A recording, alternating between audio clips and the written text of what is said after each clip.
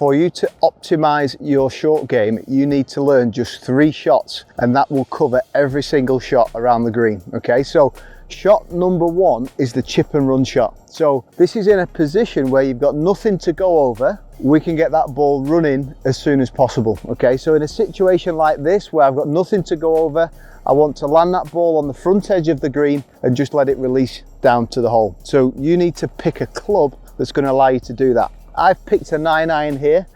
If you're uphill, if you're perhaps even closer to the green, you might take a 7 or an 8-iron, but the principle is get that ball running as soon as possible. Okay, and like all short game shots, we want to create a setup that's going to dictate what we're trying to do. So in this particular shot, I've got a narrow stance. I usually say around about a club head width between my heels, and then I want to stand as really close to it. So I want to get to a point where the heel of the club is nearly off the ground, or even just slightly off the ground. That's going to allow me then to grip down the club, and it's going to allow me to treat this like an extended putt. Okay, and that's really key. We don't want any wrist in this shot, so we don't want any of this. We just want to keep our wrists and our arms locked out, where we are just rocking our shoulders back and through. And then it's just a case of trying to find our landing spot. So I'm looking a couple of paces on the front edge of the green there, and I'm just trying to find my landing spot where I can just rock back and through, and we can just see the ball then doing the rest of the work. Okay, so you can see that it was a really short swing, doesn't require any wrist at all. All I'm trying to do is use my shoulders, lean into this left side, rock back and through, and we can just see there the ball is doing the rest of the work. So with practice, this should be something that you should be able to repeat 7-8 times out of 10.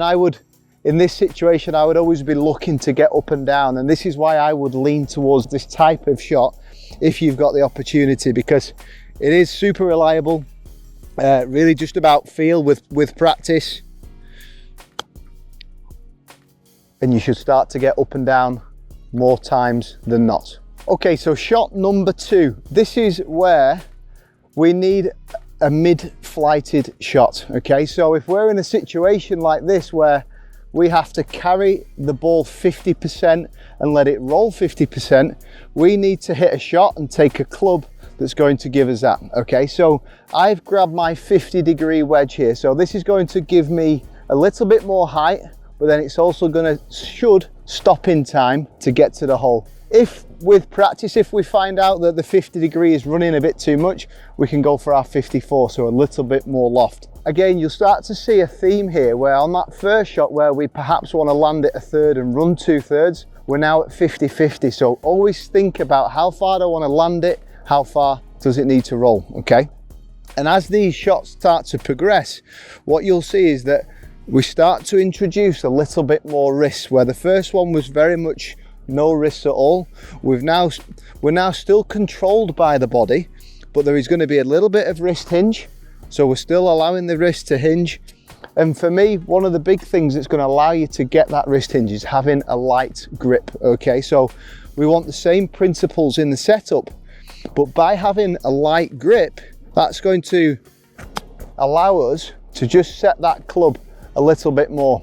So you'll see there that that ball will go into the air with a bit more wrist set, and it's going to land fairly softly but still releasing down to the flag. So we'll see that ball just pop up in the air and release down to the flag. So it's not a shot, it's a shot where essentially you still need some green to work with. I'm using this shot because there's plenty of green between the fringe and the flag. Okay, so still controlling it with the shoulders, back and through, and we see that ball just pop up and release down towards the flag. Okay, so you can see here that the main progression is the length of swing. Okay, so by controlling this length of swing, the same length back and through, we're going to get the result that we're looking for. So the third and final shot that you're going to need is a high lofted chip. Okay, so this is when you're in a situation like this where the ball has to spend 75-80% in the air and 20% rolling. So it's a shot that has to go high. We have to create loft, okay? So we know that this is quite a high risk shot, and I would only use this shot when you absolutely have to, but in a situation like this where we're forced to, then we have to know what to do, okay? So first of all, similar to a bunker shot, you need to take your maximum lofted club. So I've got my 58-degree wedge here, and you'll see the theme throughout the video here that as the swing develops, or as these shots get higher, then naturally we're going to need more of our wrists and more of the club helping us get the ball in the air. So you'll see that as I take this shot here, that the butt end of the club is pointing down, okay? So the chip and run shot was very much in this position, and then gradually this swing is developing and getting longer so we can create that loft that we need, okay?